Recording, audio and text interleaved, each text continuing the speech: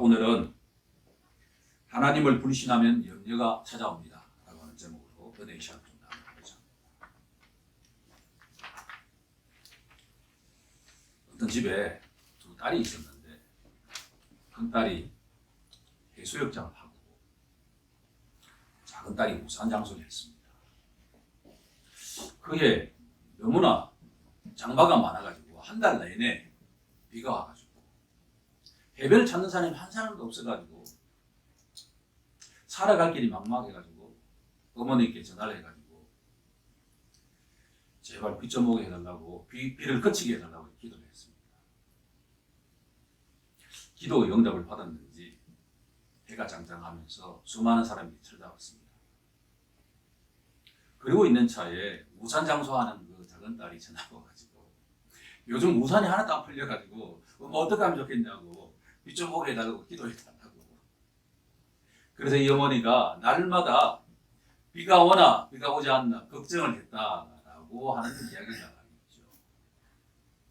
오늘 이 말씀에 의하면 예수님이 산상수훈에서 진단하는 인간의 본질이 무엇일까라고 질문한다면 인간이란 염려하는 자다라고 진단하고 있습니다. 이 짧은 성경 구절 가운데 매 문장마다 염려라고 하는 단어가 계속 이어나오고 있죠. 예수님께서 우리에게 염려하지 말라라고 말씀하시는데 왜 염려하지 않아야 되는지를 그 이유를 두 가지로 찾아보고자 합니다. 첫 번째 이유는 공중의 나라라는 새도 하나님이 기르신다라고 하는 것을 기억하라는 말씀입니다. 첫 번째 반려의 정답은 새죠. 공중의 새를 먹이시고 입히시는 분이 하나님이기 때문에 만약에 새도 하나님이 입히신다고 한다면 먹이신다고 한다면 하나님의 자녀들을 책임지지 않겠느냐라고 하는 것이 예수님의 첫 번째 요지입니다. 공중의 새를 보라. 이 말씀은 누구라도 다 이해할 수 있는 말씀이죠. 제가 존경하는 멘토 가운데 한 분인 영국의 존 스토트 목사님이 새를 너무나 사랑하셨어요.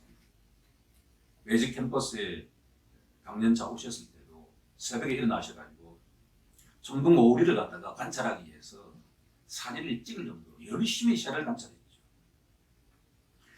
2,500종 정도의 새를 관찰하고 사진을 찍은 것을 책으로 출간했습니다. 이 전 세계상에 조류가 어느 정도 될까라고 하는 질문을 한다면 제가 주보에 적어놨지만 1,700종에 달한다.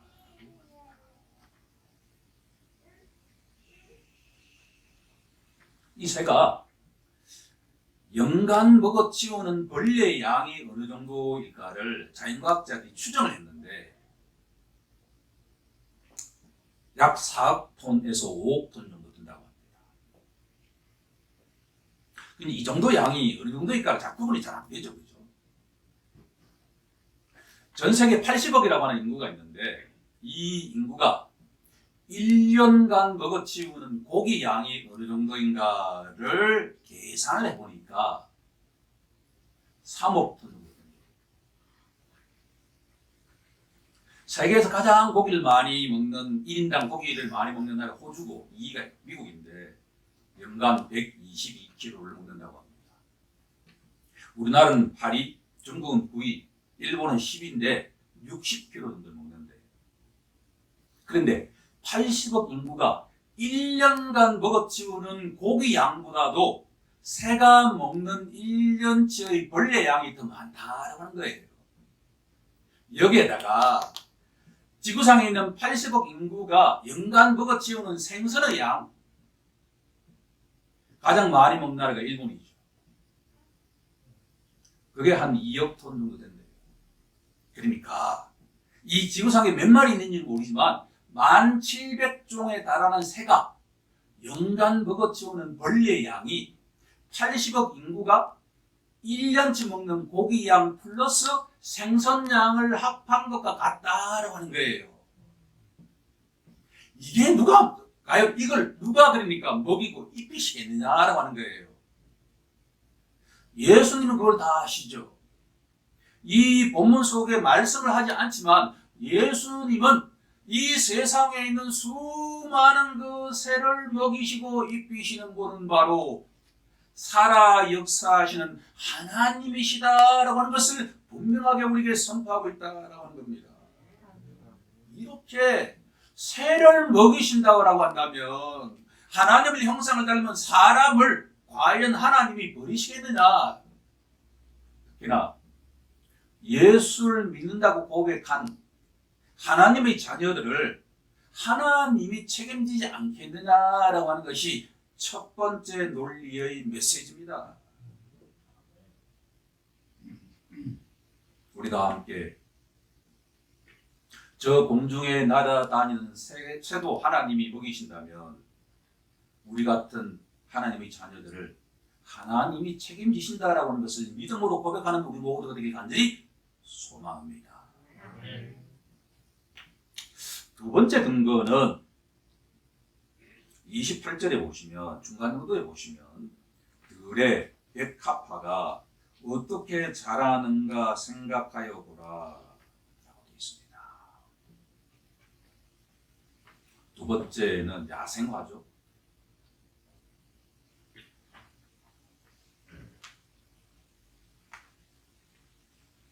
제가 예수 믿기 전에는 야생화가 내 시야에 들어오질 않았어요. 밥을 먹고 난 뒤에 동료들과 같이 산책을 하는데 같은 과에 계신 그분은 꼭 야생화가 피면 너무나 이쁘게 반응을 하는데 나는 그저 덤덤하게 아니 들포를 왜 관심을 가지지? 라고 했죠. 어느 순간부터 산책을 하는데 계절마다 피는 그 야생화들이 얼마나 아름다운지를 내가 알기 시작했죠. 중국 극동지방에 가면 아주 울창한 대나무 숲이 있는데 Chinese 모소 뱀부라고 해가지고 모소 대나무라고 하는 게 있대요. 군락지에 가면 장장 대나무의 높이가 15m. 우리의 눈으로 확인하기 어려울 정도죠. 이 대나무를 심으면 어떻게 되는가? 만 4년 될 때까지 이 대나무가 얼마나 크냐 그러면 4cm 큰데요. 4cm. 그럼 1년에 몇 cm 큰 거죠? 1cm. 그러니까 눈에 거의 그러니까 확인하기 어려울 정도로 대나무가 덜이 크는데 만 5년이 되는 순간에 하루에 30cm 큰데요. 3일 되면 1m가 되죠. 6주가 지나면 15m에 달하는 대나무가 된다라고 하는 거예요. 식물학자들이 연구를 해보니까 이 대나무가 그러면 왜 만 4년까지 크지 않느냐 알고 보니까 이 대나무가 위로 올라갈 생각은 안 하고 밑으로 내려갈 생각만 한다는 거예요. 옆으로 퍼져가는 생각만 한다는 거예요. 그 이유가 뭐냐고 하니까 때가 되면 장장 15m에 관한 대나무가 될 텐데 뿌리가 얕게 되면 어떻게 되죠? 비바람이 치면 그 대나무가 쓰러지죠. 그것을 이 대나무는 알기 때문에 절대로 만 4년까지는 위로 올라가지 않고 밑으로 옆으로 뿌리를 내린다라고 하는 것을 알게 된 것이죠. 그러면 이 모소 대나무가 우리에게 던지는 메시지가 아주 많이 있습니다. 첫 번째가 뭘까요? 우리 눈에 보이는 게 다가 아니다라고 하는 거예요. 우리 눈에 보이지 않지만 하나님께서 일하는 방식은 기초가 튼튼하지 않으면 절대로 15m에 달하는 대나무가 될 수가 없다라고 하는 것을 이 모소 대나무는 알고 있는 것이요. 인간은 몰라요. 인간은 그저 눈에 보이는 대로 살아가는 사람들이에요. 어떻게 보면 어린아이와 같죠. 어린아기가 공놀이 할 때 막 신나게 공놀이 하는데 이 공이 어디에 딱 숨어버리면 사라지는 줄 압니다. 만약에 사람들이 그렇다고 한다면 사람들은 영적으로 어린아이와 같죠? 그런데 이 모소대나무는 그렇지 않아요.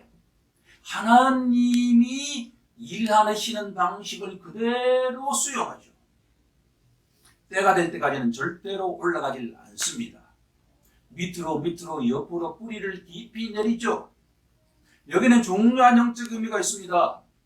우리가 대나무처럼 높은 성장을 하려고 한다 그러면 뭐부터 다져야 된다는 것이죠? 기초부터 다져야 되지요. 기초가 튼튼하지 않는 영적인 신자들은 절대로 비바람이 칠 때 굳건하게 견디는 모소 대나무처럼 될 수 없다라는 것을 기억해야만 합니다. 더구나 제가 가장 은혜 받았던 것은 뭐냐 그러면 이 대나무는 스스로 어떤 위치에 자기가 심기는 게 아니에요. 하나님이 심겨주신 그 위치에 뿌리를 내리고 위로 성장하는 것이 대나무의 특성입니다.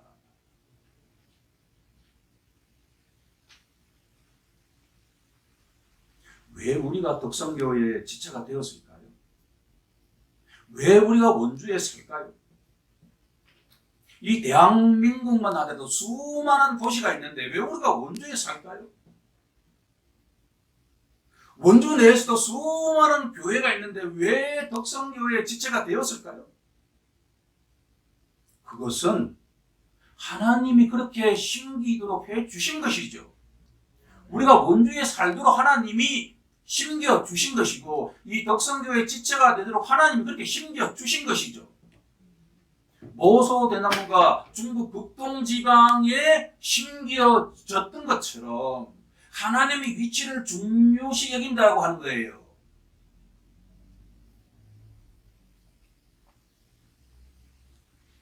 들의 백합화가 어떻게 자라는가 생각하여 보라. 수고도 아니하고 길삼도 아니하느니라. 하지만 그 모든 야생화를 입히시고 먹이시는 분은 살아계신 하나님인 줄로 믿습니다. 만약 이것을 믿는다고 한다면 하물며 너희일까 보냐. 30절 후반부에 나와 있는 것처럼 하나님이 이렇게 입히시거든. 하나님께서 이렇게 들불도 입히시거늘 하나님께서 모소 소나무도 이렇게 대나무도 이렇게 15m에 달할 정도로 입히시거늘 하물며 너희일까 보냐. 믿음이 적은 자들아. 날아다니는 수많은 새도 하나님이 먹이고 입히시거늘 왜 내일 일을 염려하느냐라고 하는 거죠.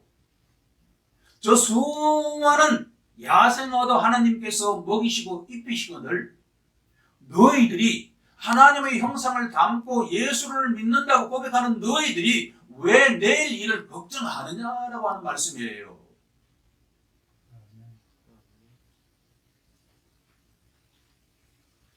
자연을 관찰하면 관찰할수록 하나님이 그 모든 자연을 창조하시고 하나님이 그 모든 자연을 유지하시고 하나님이 그 모든 자연을 먹이시고 입히신다는 것을 우리가 묵상하면 묵상할수록 하나님의 자녀를 먹이고 입히시지 않으시겠느냐라는 결론에 도달하게 된다는 거죠. 그러면 이런 질문을 던질 수가 있죠. 저 날아다니는 새도 하나님이 먹이고 입히시고 야생화도 하나님이 먹이고 입히신다면 인간도 다 하나님이 먹이고 입히시는데 우리는 두 손 놓고 가만히 있으면 그러면 공중에서 감이 떨어지게 하는 것이 맞느냐라고 하는 거죠. 아닙니다. 인간에게도 책임이 있습니다. 인간의 책임이 무엇일까요? 우리 다 함께 본문 33절을 합독해 보도록 하겠습니다. 시작. 그런즉 너희는 먼저 그의 나라와 그의 의를 구하라. 그리하면 이 모든 것을 너희에게 하시리라. 참, 이 말씀은 깊고 깊은 말씀이죠. 산상수훈의 가장 핵심적인 포인트 가운데 하나가 이 말씀입니다. 제가 우리 청년들 위해서 기도할 때 이 말씀을 많이 인용하죠. 하나님, 우리 누구누구 형제가 자매가 먼저 하나님의 나라와 그 의를 구하는 자가 되게 해주옵소서라고 말합니다. 우리 부모님들이 자녀들을 위해서 항상 그렇게 기도하길 간절히 소망합니다. 그런데 오늘의 이 맥락에서 볼 때 하나님의 나라를 구한다라고 하는 것이 처음에는 제가 결론을 내리길 새벽 기도에도 가야 되는구나 라고 생각했죠. 하나님의 나라를 구하는 자는 주일 성수 절대 빠지면 안 되죠. 그렇죠? 시간이 나면 수요 예배, 금요 기도에도 와야 되죠. 아니면 이런 소리 듣지 않습니까? 어떤 진실한 성도가 회사에 가기 전에, 학교에 가기 전에 교회에 들려서 교회를 한 바퀴 돌고 기도하고 난 다음에 회사 출근하고 회사 퇴근하면서 교회에 가서 기도 한번 하고 자기 집에 가는 이런 사람이야말로 먼저 그의 나라와 그 의를 구하는 전형적인 모습이 아닐까라고 생각할 수가 있죠. 오케이. 복 받은 분이죠. 우리 교회에도 그런 분들이 계시길 간절히 소망합니다. 그런데 이 내용이 그런 내용과는 조금 관계가 없을 수 있다라고 하는 거예요. 이건 뭐냐 그러면 루터라든가 칼뱅처럼 개신교 신자들이 된 근본적인 이유가 뭐냐 그러면 성속이 구분되지 않는다라고 하는 거예요. 하나님의 일을 하는 신부님들은 거룩한 직업이고 푸주간에서 고기를 손질하는 사람은 속된 직업이라고 생각했던 그것이 무너진다라고 하는 거예요. 하나님 보시기에 목회자나 일반 화장실을 청소하는 분이나 하나님 보시기에 똑같다는 거예요. 즉 이 말씀은 뭐냐 그러면 교회의 만족을 생각하지 말고 회사 청구할 때 하나님과 동행하느냐 하지 않느냐는 게 포인트다라고 하는 거예요. 이 교회 오는 게 중요한 게 아니에요. 당연히 교회에 열심히 오는 것은 우리에게 너무나 우리의 소망 가운데 하나일 수 있지요. 하지만 먼저 그의 나라와 그 일을 구하라라는 말씀은 학교에 가는 대학생은 공부하기 전에 주님께 기도하고 공부하는 자는 바로 하나님의 나라와 그 의를 구하는 자입니다. 화장실을 청소하러 가는 그 사람도 혼자 힘이 아니라 하나님께 기도하고 주님 안에서 그 일을 하면 먼저 그의 나라와 그 의를 구하는 사람이 된다라고 하는 거예요. 교회 먼저 오라는 이야기가 아니라니까요. 목회자가 되라는 이야기가 아니에요. 이 세상에 일하지 않으면 안 돼요. 일은 돈을 벌기 위해서 하는 것이 아니라 우리의 잠재 능력, 성경적인 용어를 빌리면 하나님이 주신 달란트를 펼치는 기회의 장이에요. 그 사람을 만나죠.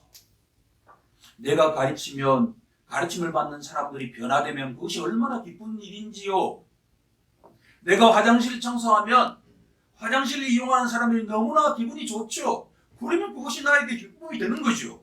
무슨 일을 하든 간에 무엇을 가르치든지 무엇을 하든 간에 먼저 하나님께 기도하고 주님과 동행하는 자가 바로 누구냐? 하나님의 나라와 그 일을 구하는 자다라고 하는 겁니다. 이 세상에 거룩한 직업과 세속적인 직업은 있을 수가 없어요. 직업에 귀천이 없다라고 하는 것은 바로 성경적인 원리입니다. 제가 존경하는 목사님 가운데 유진 피터슨 목사님,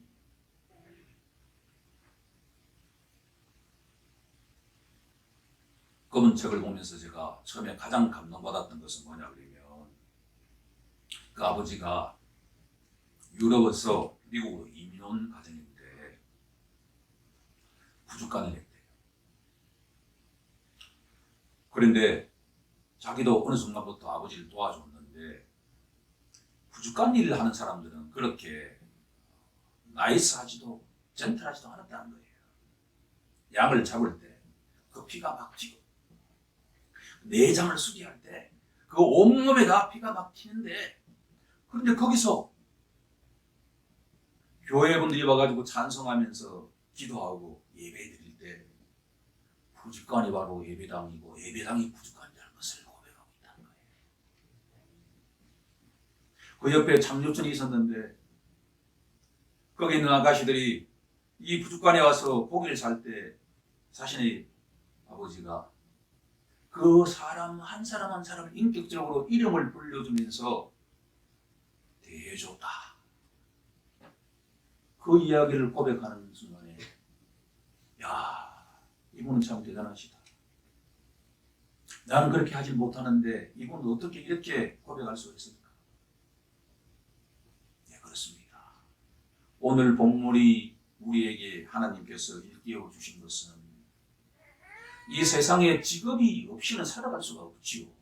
그러면 하나님의 나라와 그 의를 구한다는 것은 뭐냐 그러면 어떤 직업을 가지든 하나님께 기도하고 주님 안에서 그 일을 감당하면 그것은 바로 하나님의 일을 하는 것입니다. 교회에 와서만 하나님의 일을 하는 것이 아니라 우리가 가정에서 우리가 회사에서 누구를 만나든 간에 주님 안에서 그분과 교제를 관계를 가게 되면 그것은 바로 하나님의 나라가 임한다라고 하는 거예요. 이것이 예수님의 메시지입니다. 개신교의 기본적인 메시지입니다. 그러면 우리의 책임은 무엇입니까?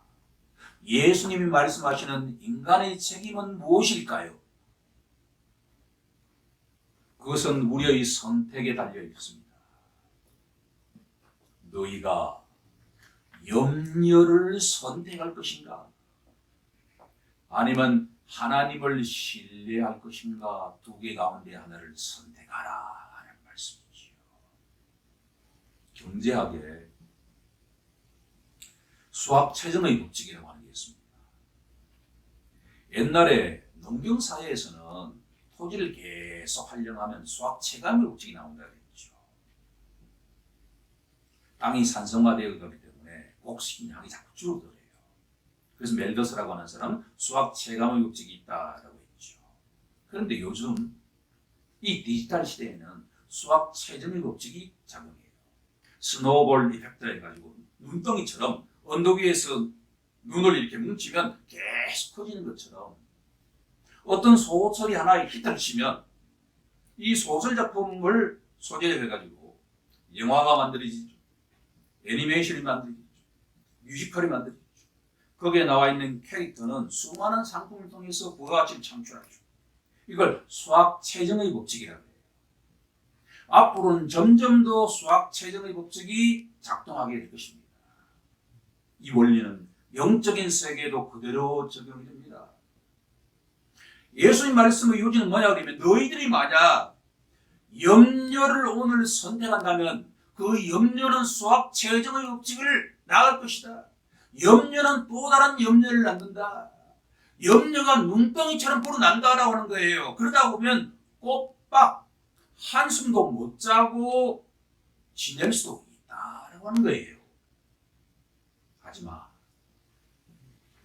저 하늘에 날아다니는 새도 하나님이 먹이고 입히시고 들의 모든 백합화도 하나님이 먹이고 입히신다는 것을